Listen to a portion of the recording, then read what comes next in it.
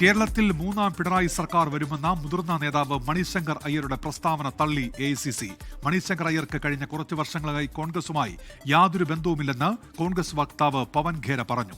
കേരളത്തിലെ ജനങ്ങൾ UDF-നെ അധികാരത്തിലെത്തിക്കുമെന്ന് ജയറാം രമേശ്. പിണറായി വിജയൻ മുഖ്യമന്ത്രിയായി തുടരും എന്നായിരുന്നു മണിശങ്കർ അയ്യരുടെ പരാമർശം.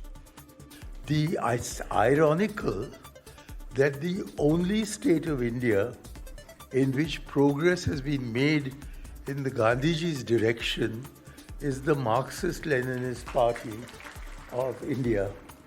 I don't know whether this is a compliment or an insult.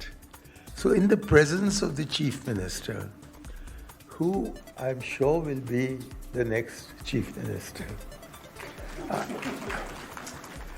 so therefore, I have to fall at your feet, Chief Minister Pinarayi Vijayan, and say, please, sir, pick up the baton that the Congress has dropped. വിവരങ്ങളുമായി ഇപ്പോൾ Aravind PR ചേരുന്നു ഡൽഹിയിൽ. അരവിന്ദ്, ഒരു കാലത്ത് കോൺഗ്രസിന്റെ മുഖങ്ങളിലൊന്നായിരുന്ന നേതാവാണ്, മുൻ കേന്ദ്രമന്ത്രിയാണ്. AICC അദ്ദേഹത്തെ തള്ളുകയാണോ?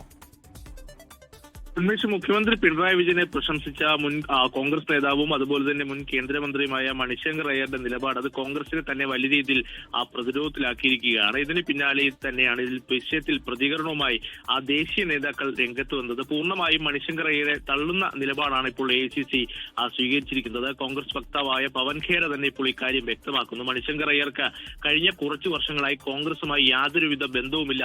അദ്ദേഹം പറയുന്നത് അദ്ദേഹത്തിന്റെ വ്യക്തിപരമായ കാര്യങ്ങൾ മാത്രമെന്നതാണ് പവൻ ഖേര ഇപ്പോൾ ചൂണ്ടിക്കാണിച്ചിരിക്കുന്നത്. മുൻപും ഇത്തരത്തിൽ മണിശങ്കർ അയ്യർ നടത്തിയ പല പരാമർശങ്ങളും, പഹൽഗാം ഭീകരാക്രമണവും അതുപോലെ തന്നെ മറ്റു വിഷയങ്ങളുമായി ബന്ധപ്പെട്ട പല പരാമർശങ്ങളും അത് കോൺഗ്രസിനെ വലിയ രീതിയിൽ പ്രതിരോധത്തിലാക്കിയിരുന്നു.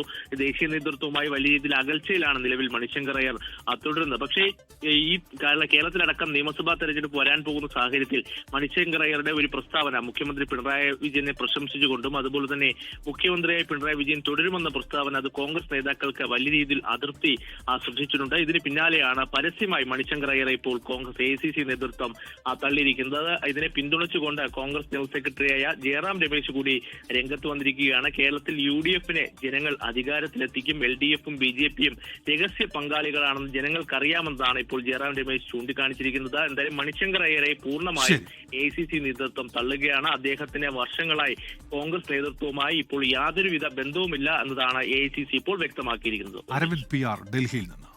ലോകത്തെവിടെയായാലും ഏത് സമയത്തും 24 വാർത്തകളും ഓഗ്മെന്റഡ് റിയാലിറ്റി പാക്കേജുകളും എക്സ്പ്ലെയിനറുകളും വിശദമായി കാണാൻ ഞങ്ങളുടെ YouTube ചാനൽ നിങ്ങൾക്ക് സബ്സ്ക്രൈബ് ചെയ്യാം.